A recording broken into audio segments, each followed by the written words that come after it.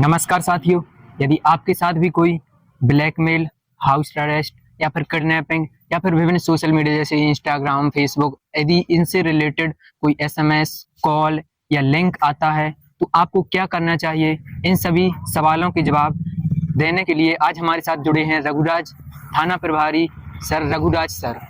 तो वीडियो अंत तक देखते रहिएगा। सर नमस्कार। सर आपका हमारे चैनल पर स्वागत है। धन्यवाद आपका और आपके चैनल के सब्सक्राइबर्स का। सर सबसे पहले सर एक महत्वपूर्ण सवाल हो जाता है आज के टाइम पर जो लोग विभिन्न सोशल मीडिया पर जैसे फेसबुक, इंस्टाग्राम आदि पर जो विभिन्न अवैध हथियार लेकर घूम रहे हैं या फिर उनके फोटोज वीडियोज अपलोड करते हैं, तो सर उनके लिए क्या ये अपराध कानूनी अपराध है? तो उनके लिए सर आप लोग कैसे उनको मैनेज करते हैं? या फिर देखिए, सोशल मीडिया पर अपराधों का प्रदर्शन, चाहे वो तलवार हो या आपके आर्म्स एक्ट से रिलेटेड जो अपने पिस्टल होती हैं या रिवॉल्वर है या राइफल है, उनको अगर लेके कोई प्रदर्शन करता है और वो अगर वीडियो या फोटोज पुलिस के पास आते हैं तो पुलिस उस चीज़ की तस्दीक करती है। उसके पास जो हथियार होता है उसके संबंध में उससे लाइसेंस पूछा जाता है। अगर लाइसेंस नहीं होता है तो फिर आर्म्स एक्ट के अंतर्गत उस पर कानूनी कार्रवाई की जाती है। जी। और सर एक और सवाल हो जाता है कि जो आप सभी युवा और बुजुर्ग सभी लोग देख रहे हैं, उनके लिए विभिन्न सोशल मीडिया के माध्यम से एसएमएस या फिर कॉल या फिर लिंक आता है जिस पर एक अच्छी मोटी रकम की डिमांड की जाती है कि आपसे, मतलब जैसे धोखाधड़ी कहते हैं या साइबर क्राइम कहते हैं। तो ऐसा किसी के साथ होता है यदि, तो उनको क्या करना चाहिए? देखिए, अगर किसी के साथ ऐसा भी होता है तो जो राज्य साइबर सेल है उसने एक टोल फ्री नंबर जारी किया हुआ है, उन नंबर पर कॉल करके आपको कंप्लेंट करना रहता है। और अगर किसी के साथ इस तरह की धोखाधड़ी होती है तो कंप्लेंट करने के बाद आप लिखित में आपके साथ जो भी हुआ है उससे संबंधित आवेदन पत्र संबंधित थाने में और अपनी जो साइबर सेल टीम होती है जो हमारे सीमांत पुलिस अधीक्षक महोदय कार्यालय में है वहाँ पर उसकी सूचना दे सकते हैं जी। उसके बाद उस पर आगे कानूनी कार्रवाई की जाती है जी। और सर इससे बचने के लिए भी PHQ द्वारा, पुलिस मुख्यालय भोपाल द्वारा समय समय पर गाइडलाइन जारी की जाती है जिसके संबंध में हमारे सीमांत पुलिस अधीक्षक महोदय टीकमगढ़, सीमांत पुलिस अधीक्षक महोदय टीकमगढ़, SDPO महोदय टीकमगढ़ के निर्देशन में समय समय पर अभियान चलाए जाते हैं। लोगों को जागरूक किया जाता है, उनको बताया जाता है कि कभी भी कोई आपके पास अननोन नंबर से कोई लिंक आती है उस लिंक पर आप कभी भी क्लिक ना करें। उसके अलावा कई लोग फर्जी बैंक अधिकारी बनकर कॉल करते हैं, बताते हैं कि हम आपके संबंधित बैंक से बोल रहे हैं और आप हमें खाते की डिटेल दीजिए। तो वो डिटेल देने के लिए भी लोगों को जागरूक किया जाता है। कभी इस तरह की डिटेल किसी के साथ शेयर नहीं की जाती है क्योंकि कोई भी बैंक अधिकारी होता है, अगर आपको उससे कोई जेन्युइन काम होता है बैंक से रिलेटेड तो आपको बैंक आने के लिए कहता है, ना कि आपसे फोन पर ही सारी डिटेल्स मांगते हैं। एक तरीका लिंक वाला होता है, दूसरा तरीका आपका बैंक अधिकारी बनकर कॉल करते हैं, इस तरह का होता है। और भी कई तरीके से ऑनलाइन फ्रॉड चल रहा है जिसके संबंध में समय समय पर लोगों को जागरूक किया जाता है और बताया जाता है कि इस तरह की चीजों से कैसे बचा जा सकता है। और सर अभी एक ब्लैकमेल जैसे कहते हैं, अभी एक टीकमगढ़ में ही लिधौरा के पास अभी एक लड़की के साथ गैंग रेप हुआ। उसमें उन लड़कों ने वीडियो बनाकर लड़की को ब्लैकमेल किया ताकि और भी वो इस टाइप के कुछ कर सकें उसके साथ। तो इसके लिए जो हमारी दीदी लोग या बहनें देख रही हैं तो उनको क्या करना चाहिए ताकि वो ब्लैकमेल से बच सकें?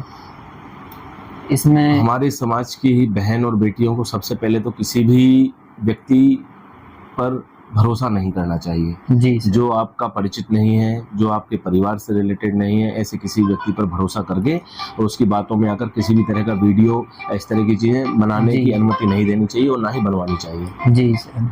जब इस तरह के वीडियो नहीं बनेंगे तो फिर ब्लैकमेलिंग नहीं होगी। वो जो पर्टिकुलर प्रकरण है उसमें FIR दर्ज की जाकर आरोपियों को गिरफ्तार किया गया सर। जो कार्रवाई वीडियो है वो कोई लड़की नहीं चाहती कि हमारा वीडियो बन जाए। मैं आपकी बात समझ गया हूँ, लेकिन मैंने सबसे पहले आपसे कहा कि किसी ऐसे व्यक्ति पर भरोसा ही मत करो। आप जब किसी पर भरोसा ही नहीं करेंगे, उसके पास ही नहीं जाएंगे तो इस तरह के वीडियो नहीं बनेंगे और जब वीडियो ही नहीं बनेंगे तो इस तरह की चीजें नहीं होंगी। सर वो क्या, अनफॉर्चुनेटली कहीं कोई गर्ल्स मंदिर से जा रही थी, वो अभी गर्ल्स, तो उसके साथ जो हुआ तो मतलब जो ब्लैकमेल करें तो उनके लिए हमारी बहनों को क्या करना चाहिए? पुलिस के पास आगे बताना चाहिए या फिर अपने अगर आपके साथ किसी भी तरह बताना चाहिए? क्योंकि माता पिता को बताने में तो वो थोड़ा शर्मिंदा होते हैं। देखिए, इससे संबंध में हमारे जिले के सभी थानों में महिला ऊर्जा हेल्प डेस्क का संचालन किया जा रहा है। जी सर। आज हमारे थाना बुढ़ेरा में भी महिला ऊर्जा हेल्प डेस्क का प्रारंभ किया जा रहा है, जी उसकी सर। तैयारियां चल रही हैं। जी। तो अगर इस तरह की कोई घटना होती है जिनसे आप अपने परिजनों को नहीं बता सकते हैं, तो आप थाने आकर जी। महिला ऊर्जा हेल्प डेस्क पर इस चीज की शिकायत कर सकते हैं जी। और पुलिस संबंधित लोगों के विरुद्ध कार्रवाई करती है। जी।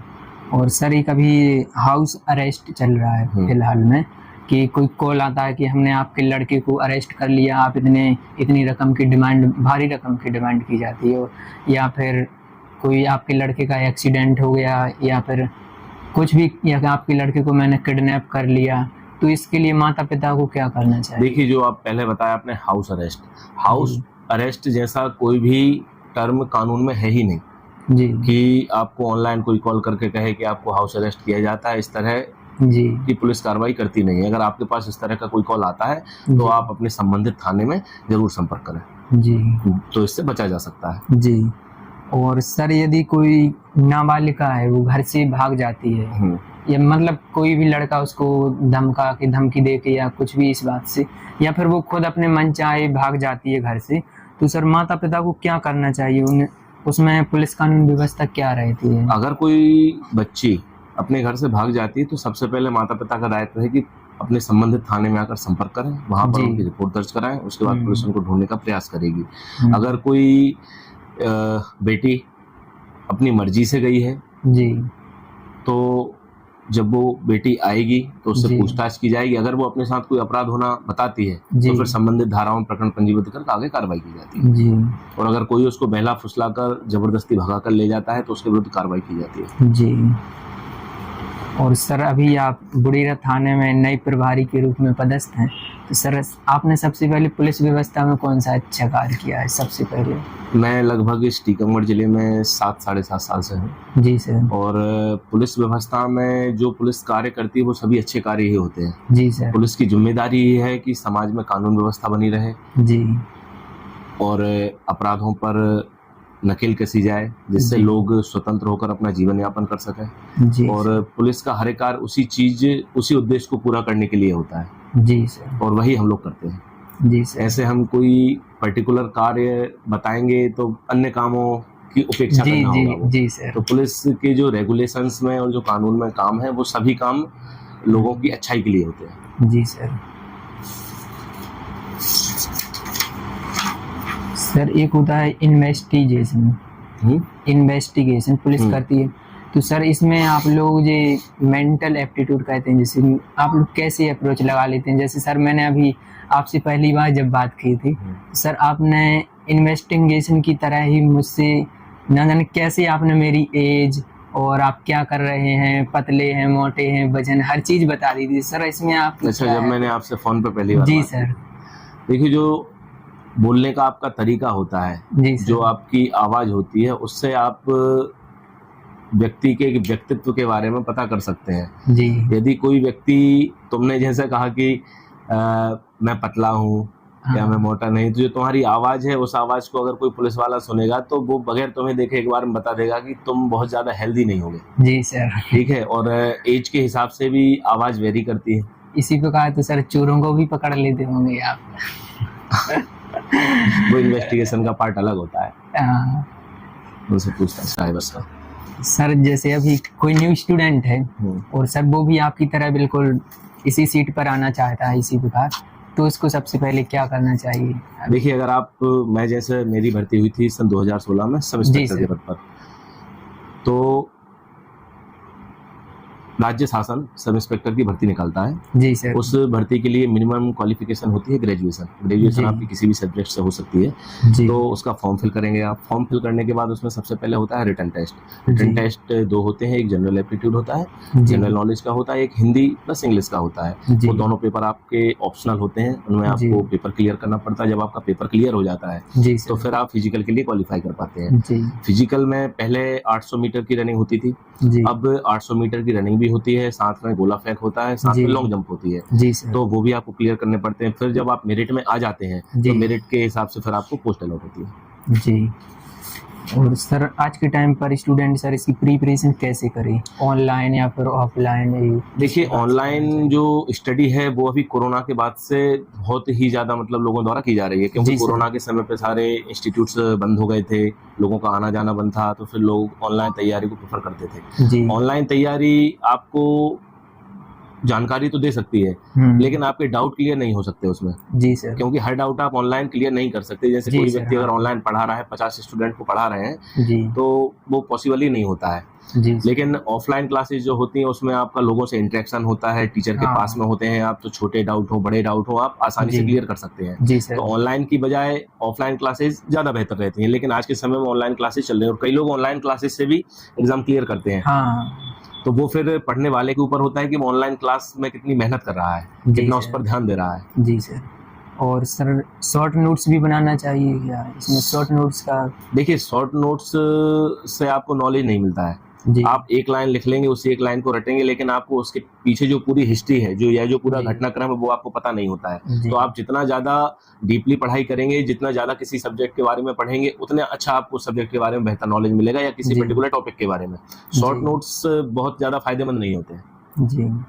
और सर शॉर्ट स्टडी कैसे करें? जैसे अभी फिलहाल में एसआई की वैकेंसी आने वाली है 400-500 के समथिंग, क्योंकि 7 साल से तो आई नहीं 2017 से, तो अभी आने वाली हैं। तो कोई स्टूडेंट मतलब मंथली 8 मंथ या 10th मंथ में तैयारी कैसे करें?